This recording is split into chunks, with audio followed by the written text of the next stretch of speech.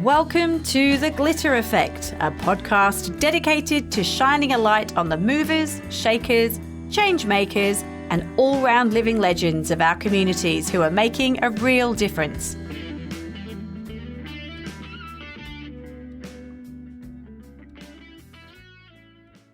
Hi, my name's Jules Brooke, and today I'm turning the tables on the amazing Kate Gniel, and I'm going to interview her about her glitter effect because I know that there is a huge one for her. So let me give you a very brief intro about Kate first, who is all about community. She loves rolling up her sleeves and has worked with kinders, schools, local sports clubs, and even started the League of Gentlemen, which she was running when I first met her, to bring local men together. And that was way before people were starting to talk about mental health groups for men. But it all started for Kate just before I met her, which was when her young son, Harvey, had a battle with cancer. And the community around her, she said, was just so kind that it ignited a need in her to give back. And boy, oh boy, does Kate give back. So the Glitter Effect launched earlier this year in May 2025 as a podcast. And there is a book and speaking gigs in the wings, I think. So we'll get Kate to tell us a little bit more about that. And it's all about people who are helping with a purpose, heart, and to spread the glitter. And Kate is so good at capturing what people's glitter is. So I'm hoping I do her justice in this one. So Kate, welcome to your own podcast. Thank you so much, Jules. This is very perturbing and very nerve-wracking. Now I understand what everyone feels like on the other end. It's kind of weird, isn't it?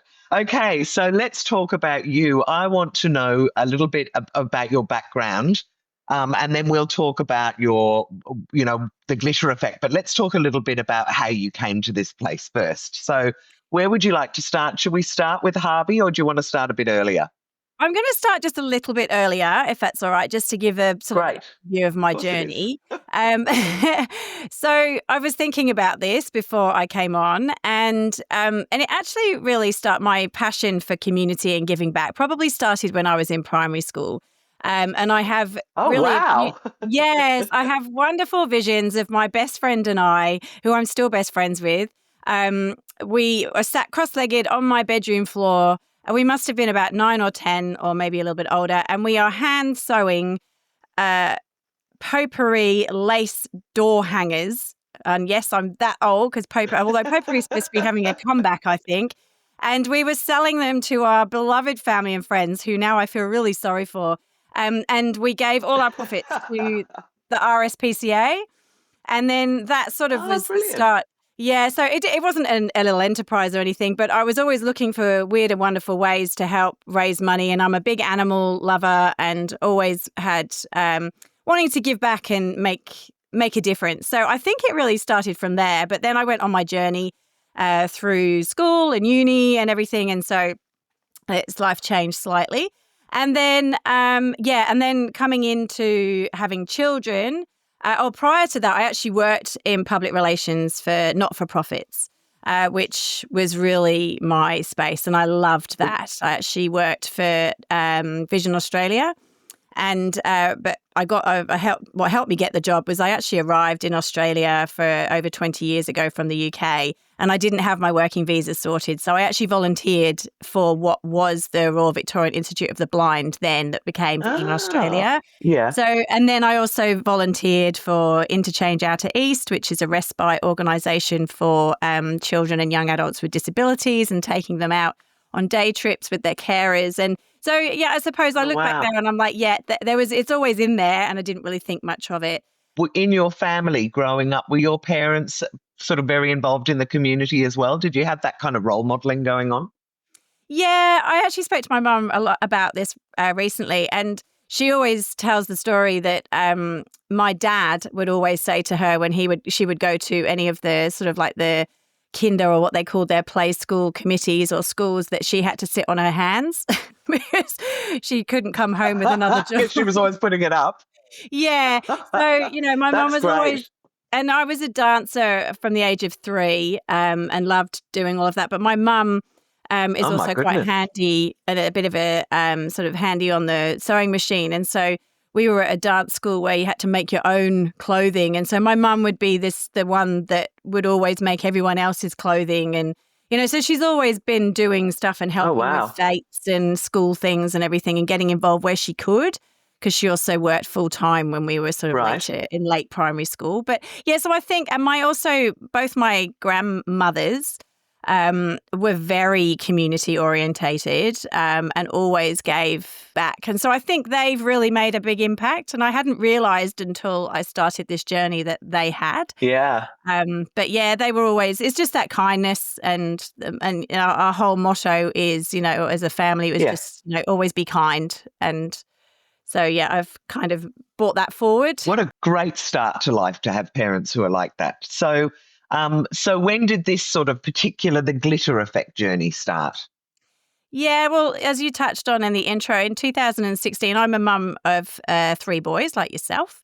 And I've got currently 15, 14 and 11. My youngest, when he was just shy of turning 3 in 2016, was diagnosed with leukemia. And so that started a bit of a journey for our family with a 4 and a 5-year-old as well, with the older 2.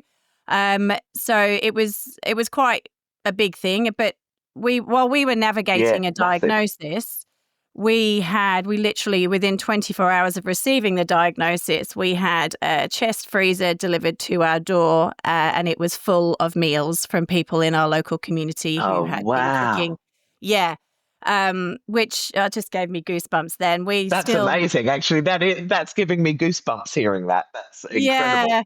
And so from that, there were just so many other ways that people gave their kindness in the ways that they could, which we really appreciated more after the fact, because we were obviously sort of navigating a lot of other emotional and mental toll. So yeah, it was just that. And then from that, we were so grateful for everybody doing things. I mean, people sent us on holiday. They paid for things for us to do as a family. There was nothing that they didn't do. And family as well did that too. Everyone was just so kind. And so from that, we did notice though that the girls and women in general, as you know, are very good at talking. Yeah. But my husband realized very early on in the game that none of his friends really no one to talk to. No, he didn't really have anyone to talk to that he could really open up to, or he's got a couple of friends, but, it was always like not really in any depth. And whereas, I'd be able to just pick up a phone or go for a walk and, cry, laugh and everything in between, and feel better for it. But yeah, he said that they just don't have that. And so, and this is, like you said, way before mental health was a bigger thing for men, which is great now. So we started together it wasn't an organisation, it was an event called League of Gentlemen, which basically brought our local men together with a purpose. They had guest speakers and raised money for a charity that was building a house for kids with cancer to go and holiday at, which it wasn't far from where we live. So yes, so that was. Sorry, I'm just going to interrupt you as well, because you're talking a lot about local in your community who sound amazing. Where do you live? Let's just tell people where this community is. Yeah, so I'm in Melbourne, and it's a small suburb just outside of Ringwood. Not many people know it. It's a place called Park Orchards. It's near Warrandyte. So it's a little chunk of the country just outside near the city, if you like. Yeah, lovely. Sorry, I just wanted to say that because we're talking about how great they all have been. Yeah. So the League of Gentlemen. So what? Yeah. So the League of Gentlemen then was an event where we had, I can't remember how many, we had over nearly 200 men, I think, in a room. And we basically had a panel of sports people, because we realised men don't go to, they need something that they've got in common. And not all men, but a lot of men have sport in common. So we had a panel, and then we had live auctions and silent auctions and stuff, and then after drinks and things. And we did 3 events like that, and they were very successful, but then COVID hit. Yeah. But then, as a result of COVID, there's been way more push in that space, particularly for men's mental health, and the support out there is massive. So it's Thank served its goodness. purpose. Absolutely. So in our mind, League of Gentlemen served its purpose when it was needed, and it's no longer needed because there's people doing much better than we're doing, and doing it extraordinarily well. So It's just such a great initiative. And the fact that you've got so many men there just, I think, indicates how badly they needed that opportunity to get together. So love what you did then. So what happened next? Because I think it's around then that you started volunteering for the soccer club, amongst other things. Tell us about that. yeah, so after Harvey was given the all clear, which I should have put that in, because a lot of people say, well, was he okay? And I'm like, oh gosh, yeah, we forget to say, yes, he is actually well, and he's he's now on yearly checkups. We were able to I was able to really get more involved in our local community. And so it's actually Aussie rules, so AFL. And we ended up being, I like to say, coerced into running our Auskick. Coerced by really good friends of ours, Right. actually. So Joel, my husband, and I, we ran our local Auskick for 3 years. And then that spiraled into me becoming... That's a big commitment. It was a big commitment, but it was so much fun. And in actual fact, that was actually Huge. towards the end of Harvey's treatment. So it was actually a real nice thing to do for our older two. And then I became vice president, and then I was asked if I would consider taking on presidency. And it was just coming out of COVID, Right. and it was all in line. I would be the first president in the 50-year club history, a female president, I should have said. Yay. Yes, which you would love, which is a big Yes, I do. undertaking. But again, my sidekick Joel, I sat and spoke to him, and he just said, "Just do it, have a go. What how hard can it be? Have a go." And so I did that for 2 years. But I think it was really. I look back now, and I loved most of it. But there was a lot going on because we were coming out of COVID. We had fractured kids playing each week, fractured parents as a result of that. It was heavy. And I think, we were also dealing with our own stuff with COVID and the kids and whatnot. So it became really, I got burnt out, to be honest, Jules. I was burnt out. And I was really disappointed in myself that I couldn't do that. I couldn't do it anymore. I just felt that, people expected way too much. I have to interrupt you there about feeling disappointed in yourself, because I think it's something that a lot of women do. And I just wanted to flag, as you know as well, that if you were speaking to me and I was saying that, you'd be going, don't be crazy. You put in 2 years of running, a lot of kids and doing a lot of juggling coming out of COVID. So I think it's an amazing thing, but it clearly gave you real insights into all these volunteers and these people who are doing this stuff all the time out of the kindness of their heart, often with very little gratitude and acknowledgement. So I love that you did it. I don't want you to beat yourself up about it, but look what came out of it. So tell us what happened after that. Yeah, well, when I was in that position, and I'd speak to all of our amazing volunteers, and which after COVID, not a huge number of people put their hand up to help. We were really struggling to find people because they were all navigating their own things, which is fine. Right. But I made a thing. I always said to people, you've all got your own sparkle. You've all got to stay true to that and stay in your lane. Work with your sparkle and spread it, but know when your sparkle has dulled and it's time to move on. Because we have people in there that have been there for a long time, people who wouldn't move out of, around, and so it was more just trying to identify that you don't have to do everything just because it needs being done. There's other people. If we do it, no one will come. So just stay true to yourself and spread your sparkle, and people will follow your sparkle. And then that was that. And then I kind of moved on, and then I actually had my own PR agency or business. It's not it was just me for 16 years, which is how we met. It was amazing. which I loved, and I loved it. I worked predominantly with women Yes. in business, and that's how we connected in the sort of not-for-profit health space. So it was in my wheelhouse, and it was amazing to do, working at my own time when I had the kids when they were young. But then last year, after the 2 years of being a president, Yeah. I just decided I really am not feeling the love with my job. To be honest, I didn't really like people, which sounds awful. It's time for a change. And that was it. It wasn't that I didn't like Or people. you just didn't like managing people. Yeah, and I was really, and that's it. I think now I look back, it wasn't that I didn't like people. It was more that I just wasn't happy in what I was doing and I wanted to do something else. So again, talking to Joel, he said, just shut your business. So I did before Christmas, and I spent the summer just thinking, what can I do? What can I do? And I know I spoke a lot to you, and we had a brainstorming thing, and I sat on it. And anyway, We did. The beach is a great place to think, isn't it? And that's where I went. And I kept coming back to community and sparkle.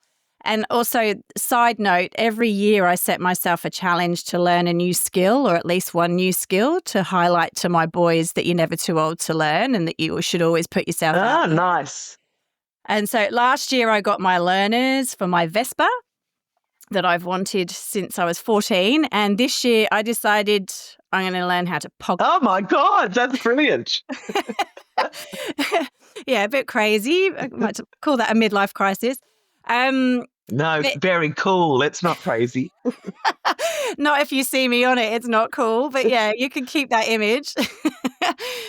But yeah, and then I set myself this challenge of learning how to podcast. And again, still not really knowing what. And then over time, I just kept going to Sparkle Community. And then I literally was doing a podcast course. And on the way in on the Uber, I just thought glitter effect. And that was it.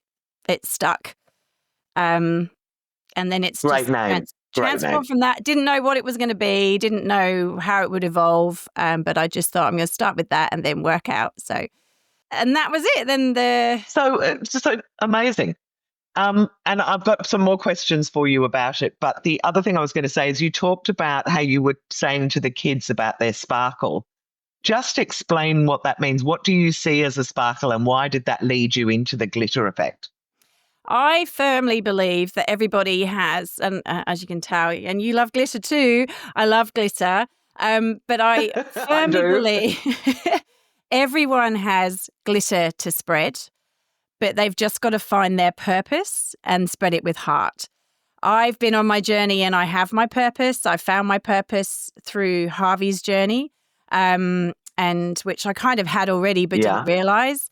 And then I've made it my mission then to spread my glitter to help others try and find their purpose and spread it with heart.